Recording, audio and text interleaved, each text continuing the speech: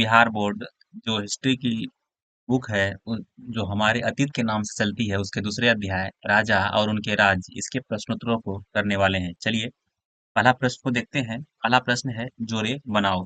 क्या करेंगे हम लोग, इसका जोड़ा बनाएंगे। चलिए मिलान कर लेते हैं। सबसे पहले है गुर्जर प्रतिहार। तो गुर्जर प्रतिहार का मिलाएंगे हम लोग गुजरात और राजस्थान के साथ, है ना। और उसके बाद है राष्ट्रकूट। राष्ट्रकूट को मिलाएंगे हम लोग पश्चिमी दक्कन से, ठीक है। उसके बाद है पाल। तो पाल का हम लोग मिलाएंगे बंगाल के साथ, जो पाल था वो बंगाल के थे। और चोल, चोल का मिलाएंगे हम लोग तमिलनाडु के साथ।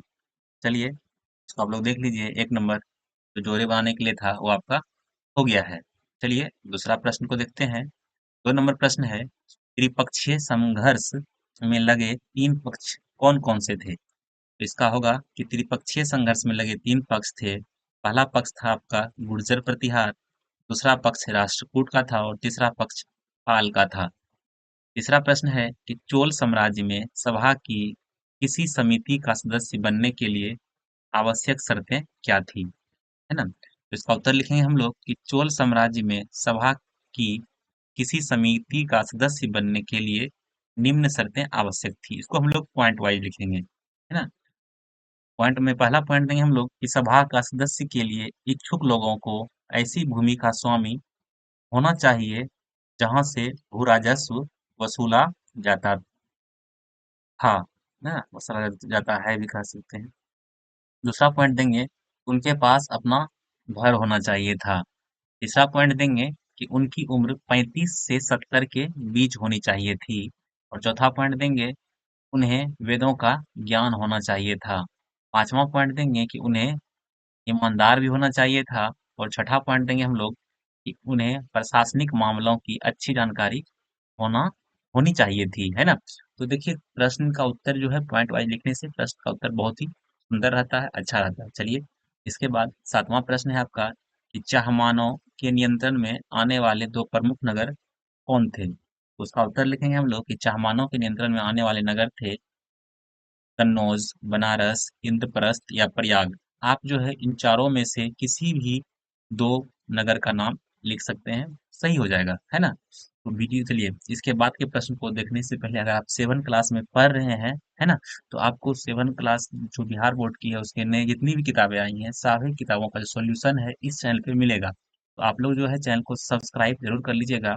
और अगर यदि किसी भी सवाल में या फिर किसी बुक में कोई सा भी दिक्कत है बुक का प्रश्न उत्तर में, तो आप लोग कमेंट जरूर कीजिएगा, आपको उसका सॉल्यूशन दिया जाएगा। चलिए सब्सक्राइब जरूर कर लीजिएगा। 5वां सवाल है कि राष्ट्रकूट कैसे शक्तिशाली बने, है ना। तो इसका उत्तर देखेंगे हम लोग कि राष्ट्रकूट शुरू में कर्नाटक के चालुक्य राजाओं के अधीन थे।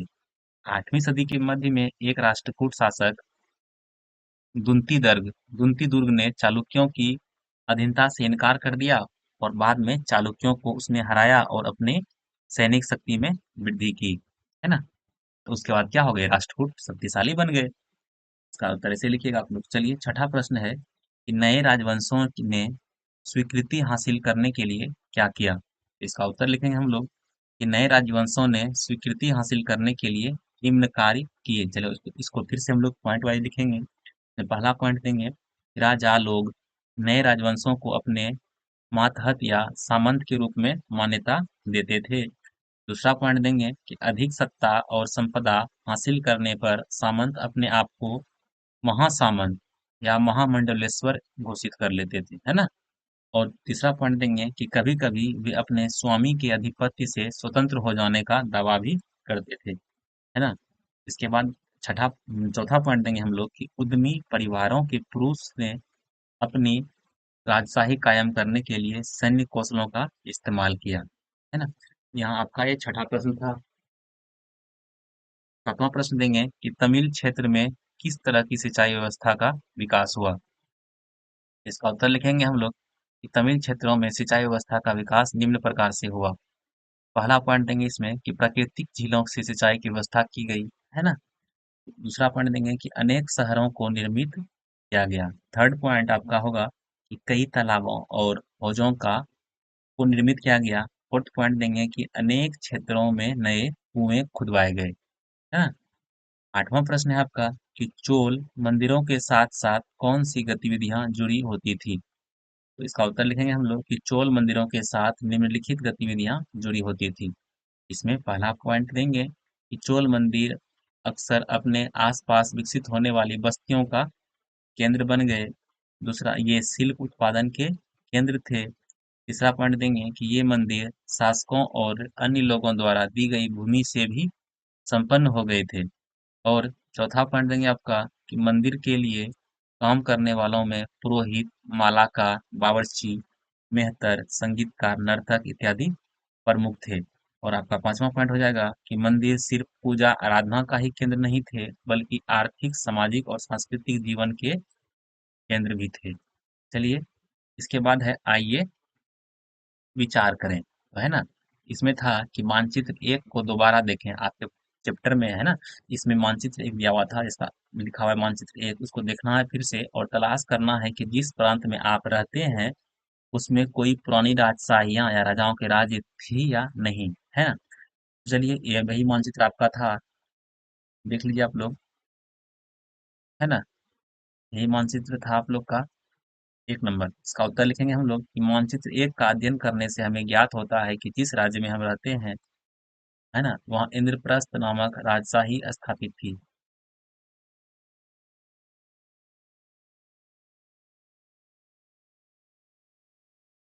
जिसे हम दिल्ली के नाम से जानते हैं। इसके अतिरिक्त अन्य राजशाही और वर्तमान प्रांत का नाम इस प्रकार से है ना। गुर्जर प्रतिहार, गुजरात, पश्चिम बंगाल, मध्य प्रदेश। और पाल का लिखेंगे हम लोग बंगाल, बिहार। बच्चों, यहाँ जो है आप लोग इंद्रप्रस्थ को नहीं लिखिएगा, क्योंकि बिहार से आते हैं हम लोग, तो ना इसको हम लोग यहाँ पे इंद्रप्रस्थ की जगह पे हम लोग लिखेंगे, यहाँ पे पाल लिखेंगे, वो आकर लो पाल। पाल लिख देंगे, पाल नामक राजशाही स्थापित थी, जिसे हम यहाँ पे लिख देंगे बिहार, दिल्ली नहीं बिहार लिखेंगे। आप लोग इस जगह करेक्ट कर लीजिएगा, ठीक है। बिहार कर लीजिएगा। उसके बाद उत्कल, उत्कल का क्या हो जाएगा आपका उड़ीसा। पूर्वी चालुक्य आंध्र प्रदेश, और राष्ट्रकूट जो थे वो महाराष्ट्र, उत्तरी कर्नाटक के थे। और चोल आपका तमिलनाडु का था। और चेर, चेर केरल के थे। और पांड्य दक्षिणी तमिलनाडु के। चलिए, इसके बाद नेक्स्ट है आपका कि जिस तरह पंचायती चुनाव हम आज देखते हैं उसके उत्तरमेरूर के चुनाव किस तरह से अलग थे। तो इसका उत्तर लिखेंगे वर्तमान समय में पंचायत चुनाव उत्तरमेरूर चुनाव में अंतर। वर्तमान समय में और उत्तरमेरूर में देखिए यहाँ पे अंतर। अभी क्या चुनाव होता है, इसमें सार्वभौमिक व्यस्क मताधिकार के द्वारा चुनाव होता है, यानी कि सभी व्यक्तियों को वोट डालने का अधिकार है वर्तमान समय में, जिनकी उम्र 18 वर्ष से ऊपर है। लेकिन उस टाइम क्या था कि लॉटरी पद्धति द्वारा विभिन्न समितियों के सदस्य चुने जाते थे, उसमें लॉटरी पद्धति होता था, है ना। और उसमें क्या है कि मतदाता अपने पसंद के उम्मीदवारों को मत देते हैं। अभी हम लोग को जिसको जो पार्टी पसंद आता है उसको हम लोग वोट करते हैं। लेकिन उस टाइम में, उस काल का बात करें तो उसमें चुनाव पूर्ण रूप से प्रत्याशियों के भाग्य पर निर्भर होता था, है ना। जब लॉटरी हो रहा है तो उसमें जनता की कोई भागीदारी है ही नहीं। लॉटरी में मान लीजिए इसका नाम आ गया, वो जीत गया, इसका भाग्य अच्छा होगा, वो जीतेगा। चलिए, अगला है कि आइए करके देखें। इसमें 11 नंबर सवाल है, इस अध्याय में दिखलाए गए मंदिरों से अपने आस पास की किसी मौजूदा मंदिर की तुलना करें और जो समानताएं और अंतर आप पाते हैं इन्हें बताएं, है ना। तो इस अध्याय में दिखलाए गए मंदिर द्रविड़ शैली के स्थापत्य कला द्वारा निर्मित है ना। लेकिन वर्तमान अधिकांश मंदिर जो है बेसर शैली स्थापत्य कला द्वारा निर्मित है। बेसर शैली में और द्रविड़ और नागर शैली में सम्मिश्रित होती है। इसमें समानताएं क्या है, इसका समानता है कि इन दोनों मंदिरों में समानता यह है कि इन दोनों मंदिरों में गर्भगृह में ही मूर्ति स्थापित होती है। 12 नंबर सवाल है कि आज के समय में वसूले जाने वाले करों, यानी कि इसको टैक्स कहते हैं हम लोग, के बारे में जानकारी हासिल करें। क्या ये नगद रूप में है, वस्तु के रूप में है, या श्रम सेवाओं के रूप में। तो इसका उत्तर लिखेंगे हम लोग कि वर्तमान समय में प्रत्यक्ष कर और अप्रत्यक्ष कर के रूप में कर वसूल किए जाते हैं, है ना। यानी कि दोनों प्रकार का टैक्स है, डायरेक्ट टैक्स और इनडायरेक्ट टैक्स, है ना। टैक्स कर के रूप में आयकर, संपत्ति कर, उत्तराधिकारी कर, मृत्यु कर आदि, है ना। जैसे कि आयकर देता है जिसका इनकम जो है 10 लाख, 12 लाख, 15 लाख होती है, तो वो लोग क्या देते हैं, अपना टैक्स भरते हैं। संपत्ति कर भी है, इस टाइप का अलग अलग कर है।